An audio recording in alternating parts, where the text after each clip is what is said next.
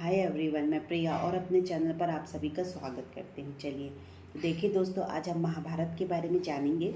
महाभारत की ऐसी कुछ कहानियाँ जिसके बारे में आपने शायद ही सुना होगा।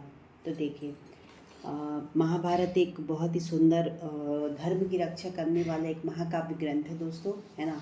अगर आप महाभारत देखे होंगे तो आपको पता होगा, लेकिन ऐसी कुछ कहानियाँ हैं, है ना, ऐसे कुछ तथ्य हैं जिन्हें आप नहीं जानते होंगे। और जैसे ही आप उनको सुनेंगे तो आप एक तरह से शौक में रह जाएंगे, है ना, जब सुना ही नहीं होगा आपने। देखिए, डिटेल से सुनिएगा। जब कौरव की सेना पांडवों से हार रही थी, तब दुर्योधन भीष्म पितामह के पास जाते हैं और उनसे कहते हैं कि आप अपनी पूरी शक्ति से युद्ध नहीं लड़ रहे हैं। तब भीष्म पितामह को काफ़ी गुस्सा आया और उन्होंने तुरंत 5 सोने के तीर लिए और कुछ मंत्र पढ़े। मंत्र पढ़ने के बाद उन्होंने दुर्योधन से कहा कि कल इन 5 तीरों से वे पांडवों को मार देंगे। मगर दुर्योधन को भीष्म पितामह के ऊपर विश्वास ही नहीं था और उसने तीर ले लिए और कहा कि वह कल सुबह इन तीरों को वापस करेगा। इन तीरों के पीछे की कहानी भी बहुत मज़ेदार है।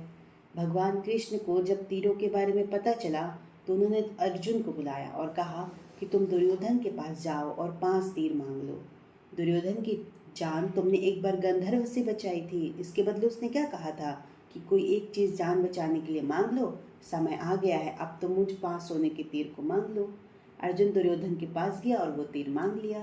क्षत्रिय होने के नाते दुर्योधन ने भी अपने वचन को पूरा किया था और जो तीर थे वो अर्जुन को दे दिए थे। चलिए, फिर आपने देखा होगा कि जो द्रोणाचार्य थे वो भारत का पहला टेस्ट ट्यूब बेबी माना जाता है। कैसे? देखिए, ये कहानी बहुत ही रोचक है।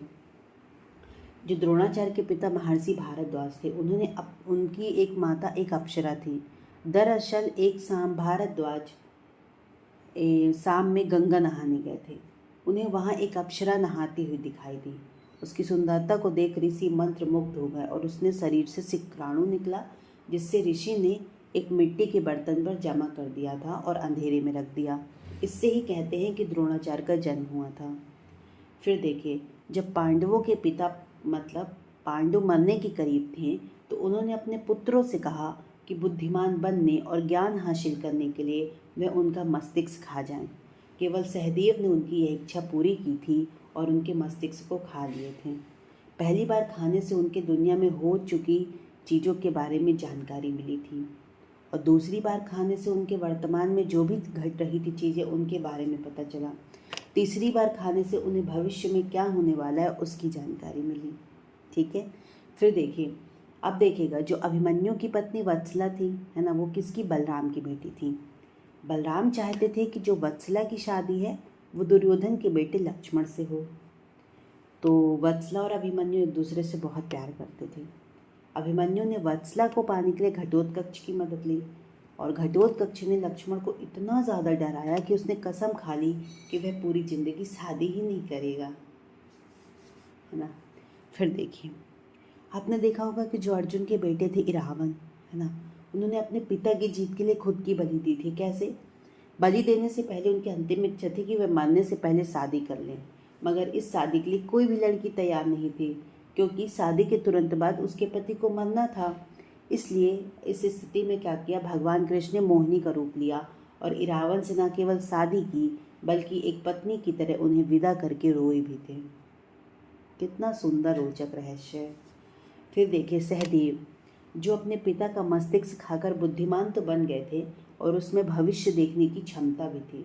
इसलिए दुर्योधन उनके पास जाते हैं और युद्ध शुरू करने से पहले उन्हें सही मुहूर्त के बारे में पूछा। सहदेव यह जानते थे कि दुर्योधन ही उसका सबसे बड़ा शत्रु है, फिर भी उन्होंने युद्ध शुरू करने का बिल्कुल सही समय बताया था। फिर देखिए, धृतराष्ट्र का जो एक बेटा था युधिष्ठिर, है ना, युधिष्ठिर एक वैश्य महिला का बेटा था। दरअसल धृतराष्ट्र के संबंध एक दासी के साथ थे, जिससे युधिष्ठिर नाम का बालक पैदा हुआ था। अब महाभारत के युद्ध में आपने देखा होगा, उडुपी के राजा थे, निरपेक्ष रहने का फैसला किया था। उडुपी के राजा न तो केवल पांडव की तरफ से थे, न तो कौरव की तरफ से। उडुपी के राजा को कृष्ण से कहा था कि कौरव और पांडवों को इतनी बड़ी सेना को भोजन की जरूरत होगी और हम दोनों तरफ से सेनाओं को भोजन बनाकर खिलाएंगे। 18 दिन तक चलने वाले इस युद्ध में कभी भी खाना कम नहीं पड़ा। सेना ने जब राजा से इस बारे में पूछा तो इसका श्रेय कृष्ण को दिया। राजा ने कहा कि जब कृष्ण भोजन करते हैं तो उनके आहार से उन्हें पता चल जाता है कि कल कितने लोग मरने वाले हैं, तो खाना इसी हिसाब से बनाया जाएगा। हमारे भगवान श्री कृष्ण, उनको सब पता है। फिर देखिए, ध्यान से सुनिएगा। जब दुर्योधन कुरुक्षेत्र के युद्ध में आखिरी सांस ले रहा था, उस समय उसने अपनी 3 उंगलियां उठा रखी थीं। भगवान कृष्ण उनके पास गए और समझ गए कि दुर्योधन कहना क्या चाहता है। अगर वह 3 गलतियां युद्ध में नहीं करता तो वह युद्ध जीत जाता, मगर कृष्ण ने दुर्योधन से कहा कि अगर तुम कुछ भी कर लेते तब भी हार जाते। ऐसा सुनने के बाद दुर्योधन ने अपनी जो उंगलियां थी वो नीचे कर ली। भगवान के आगे कुछ भी नहीं हो सकता, है ना। फिर देखिए, कर्ण और दुर्योधन की दोस्ती के किस्से काफ़ी मशहूर थे। कर्ण और दुर्योधन की पत्नी दोनों एक बार शतरंज खेल रहे थे। इस खेल में कर्ण जीत रहा था। तभी भानुमति ने दुर्योधन को आते देखा और खड़े होने की कोशिश की।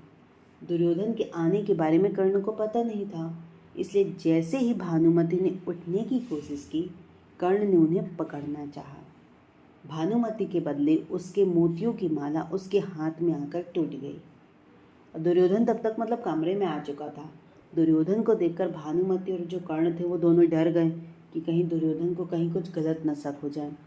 मगर दुर्योधन को कर्ण पर काफ़ी विश्वास था और उसने सिर्फ इतना ही कहा कि जो भी बिखरी हुई मोतियां हैं उन्हें उठा लो। फिर देखिए, कर्ण दान करने के लिए काफ़ी प्रसिद्ध था। कर्ण जब युद्ध क्षेत्र में आखिरी सांस ले रहा था तो भगवान कृष्ण ने उनकी दानशीलता की परीक्षा लेना चाहिए।